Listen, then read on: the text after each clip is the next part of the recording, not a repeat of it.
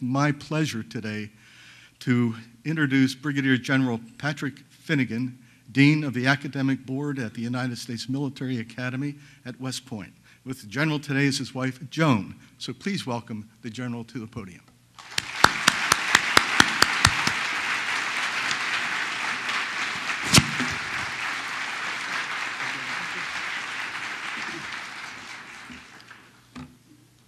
Well, thank you very much for the welcome. It's certainly been a great day, and when I met with the search committee initially, I went home and told my wife, what nice people, and they're also welcoming and they care so much about their school. And that's what we found throughout the day today. I'm happy to talk to you about it and answer your questions. I know that there may be some consternation. I was told that I'm a general.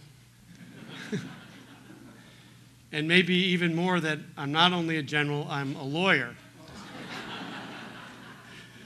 So I hope maybe with my remarks, certainly with any answers to your questions, I'll dispel a little bit of that worry if it's out there. I was born in Japan, one of 10 children. Moved all around the world. My dad was in the Army. 5 of those 10 have degrees from colleges in the Commonwealth of Virginia.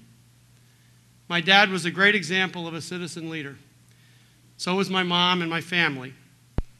Using your talents in the service of others wasn't something that we really talked about a lot, but we lived it. And that legacy helped shape who I am, who I've become. My family helped me understand the joy and fun in life and the satisfaction gained in serving and helping others. When I was 17 years old, and as many people of that age are doing, thinking about where I was going to go to college and choosing, one of the alternatives I had was to go to West Point.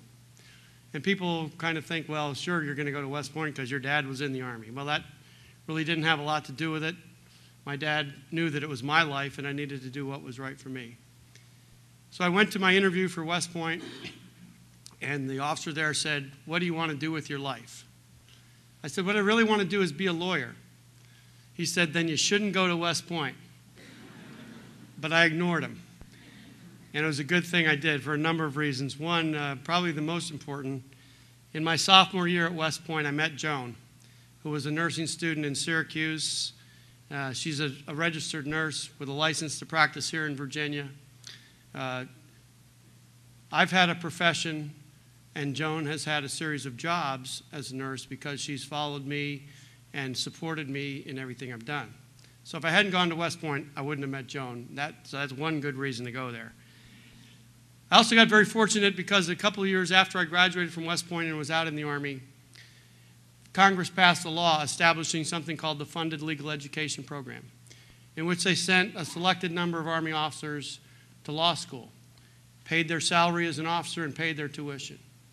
I was going to go to law school. I was going to get out of the Army at my commitment and go to law school because that's what I wanted to do with my life. It would have been difficult. We had 2 young daughters at the time, but we would have made it work. So this program was a great opportunity for me. And I went to law school at the University of Virginia. Enjoyed that very much. My parents had settled in Virginia. Our daughter, Jenna, was born here while I was just about starting law school. I have to admit she went to JMU. So, several years later, I went back into the Army because I was serving my time for the commitment from law school. I had the opportunity to come back to Charlottesville to teach at the Army's Judge Advocate General School, a graduate law program there co-located with the University of Virginia Law School. It was my first experience at teaching, and I found that I loved it. I loved the teaching, and I actually ended up sort of as an associate dean for a couple of years as well, so I had some academic administration experience.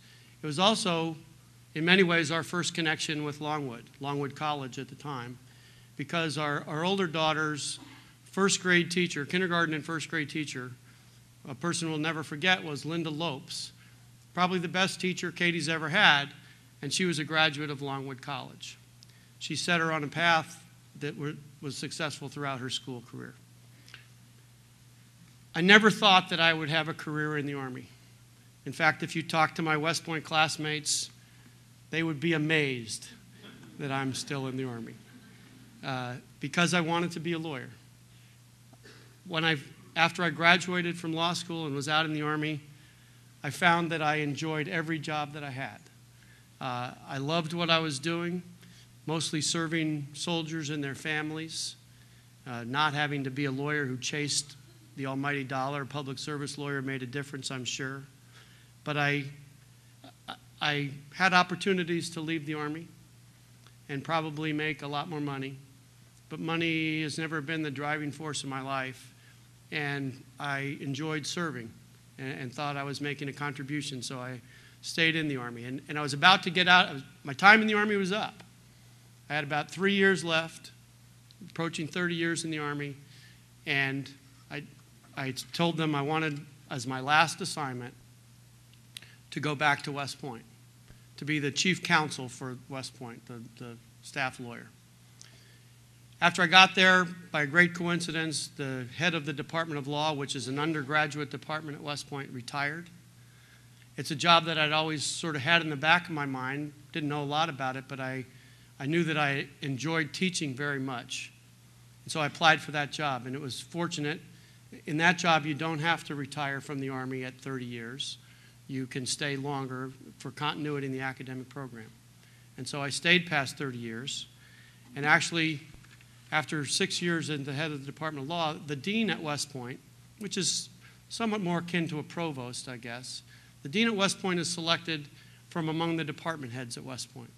And so I applied for that job and was selected to be the dean. And in many ways, I'm kind of the accidental dean. It was never anything that I dreamed of, but what I found, particularly over the last 12 years, is how much I love the practice of law, I do, but even more, I'm committed to and passionate about education. I learned about being a citizen growing up around the country and away from the United States, and as an adult working as an American in foreign countries, including in places where being a citizen was nothing like what we enjoy in this country. I've been a soldier, a lawyer, an educator, a leader, and I've experienced the difference that education makes in the world, in settings as varied as the courtroom, the classroom, humanitarian operations in the United States and abroad, and even in war. My global experiences include teaching in Germany, France, England, Australia, Switzerland, and I'm very proud that one of the initiatives we've undertaken in the last few years at West Point is to help stand up the National Military Academy of Afghanistan, a school that's patterned after West Point, trying to produce leaders in that country who are committed to a democracy. They had their first graduating class a year ago, right about this time, and their second graduating class is next week.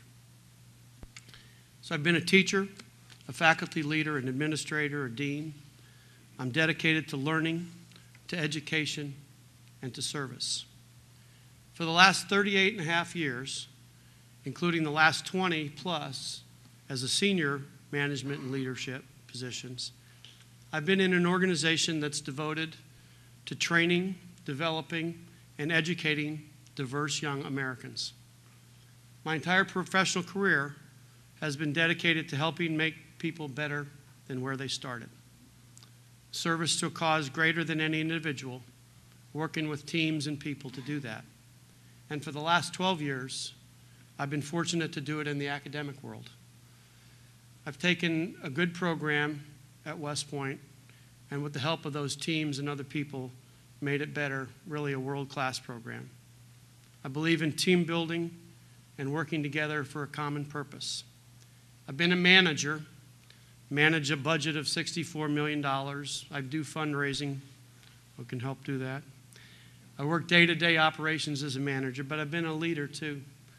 I relate to and work with the faculty, can rally groups in support of schools and goals, can survive and even thrive in difficult times, can inspire students, and I'm engaged with Joan, particularly at my side, in all parts of student activity in all parts of our campus. It's almost, I'm almost embarrassed to say it, but my nickname at West Point is the People's Dean, because I'm involved with everything that goes on as much as I can be. I think that's an essential part of what we do there and what any educator should do. So as my time in the Army is drawing to a close, I love the practice of law, but I am determined to remain in higher education because that is really my passion. I've realized that that's the future of our country, and it has to be. One of my favorite sayings is from Krista McAuliffe, the teacher who went into space and died in the tragedy in the Space Shuttle Challenger. She said, "I touch the future, I teach." So I found something unexpected. Inspired to do this in the right place, a school with similar values and purposes. And Longwood, I knew of it, not well, but my sister graduated from here in 1976. Her main recollection of the construction on the campus then was the building of a 7-Eleven, which she said was a great thing. I told her she wouldn't recognize it now. She's now a potential donor.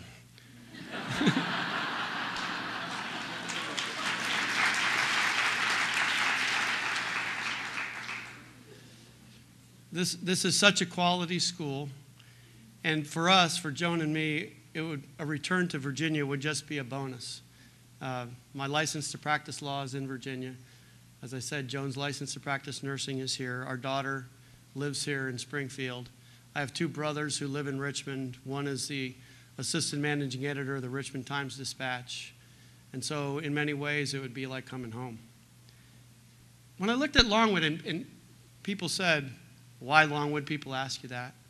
I looked, investigated it, and I did find almost some eerie parallels. Joan and I have been kind of looking at each other saying, is that really what they mean? Because that's what we do. In fact, of course, she's Joan. Her favorite saint is Joan of Arc. We've now seen Joni on the Stony. We're going to see Joni on the pony. So when I first read about Longwood, it said, we're invested in student success. That's what it's about. That's what education's about. That's what we've invested in at West Point. That's what I've invested in my entire educational career. I love the idea of projects and internships. We do the same thing. We have senior class projects. We have set aside an entire day in the academic calendar for the seniors to display and talk about those projects. I love the idea of small classes and a community feel. This is a university with the feel of a small college. In fact, it's why my sister came here many years ago. She'd been in a couple different high schools, and she was urged, my family was living in Virginia at the time, she was urged by her guidance counselors to go to William & Mary or Virginia Tech, and she said no. She wanted to go somewhere where people knew her and she knew them. And that's why she wanted to come here and why she enjoyed it here so much. I have to admit that a month ago, when I knew that I had been selected as a finalist, Joan and I were visiting our daughter in Springfield, and we came down here on a Saturday afternoon just to walk around and take a look around. And we were incognito. But we talked to folks and got the spirit of the place in a lot of ways. And there was one young lady in particular whom we stopped and asked, "Are you a student here?" She said, "Yes." We said, "What do you think about the school?" She said, "It wasn't my first choice, but I love it here." We said, "Why? Why do you love it?" She said, "Because you're in small classes, your teachers know you, they care about you as a person, and you care about others, and you have this feel of community." Again, that's what we try to foster, what I've always tried to foster at West Point and other places I've been. The other thing that was sort of unusual for us when we walked into Greenwood Library was right there on the wall in front of you is the honor code, the Longwood Honor Code, which is the identical honor code that West Point has. I think it says something about this school, says something profound about this school, that in your main academic building, the place where you want every student to be and every faculty member goes in there to see in front of them what the values of this institution are. Because education is about values and character and building that character as much as it is about everything else. And of course, I'm taken by the mission of Longwood to create citizen leaders. Citizen leadership, to me, is not just right. It can and should be fun and uplifting and rewarding. It's a connection to the community, to fellow Americans, and to a commitment to using your education to make the world a better place. You know, most citizens in our country go unnoticed on the world stage, but really not at the local level, and not in the personal narratives of people around the world.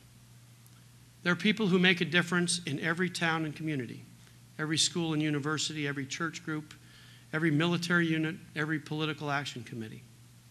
They are everywhere, good citizens, and they're the hidden true strength of our nation. At a basic level, a citizen leader is someone who uses the gifts, talents, knowledge, and resources to make the lives of others better and find that their own lives are better and more meaningful in the process. Not in the service of their own needs for recognition or power or wealth, or to enable them to be ignorant of the community, countries, or the world's tough problems and issues, but to help solve them. Many citizen leaders are not famous, but they are respected. Being a citizen leader means taking seriously that the world works because people who care have a vision of how they can make it better. Dr. Martin Luther King said, it's one of my favorite sayings, life's most persistent and urgent question is, what are you doing for others? So each in their own way, with the gifts they've been given and in education, citizen leaders can help develop those gifts. At a university level, and Longwood does this, it's the responsibility of the faculty and staff to be personally invested in helping students uncover, develop, explore, and understand those gifts and abilities, and to model how those gifts can be used in service of a greater good. The world's constantly changing and evolving, and so this basic mission, Longwood's stated mission, to develop citizen leaders will not change, because each day there are going to be new ways to be a good citizen of this country and this world.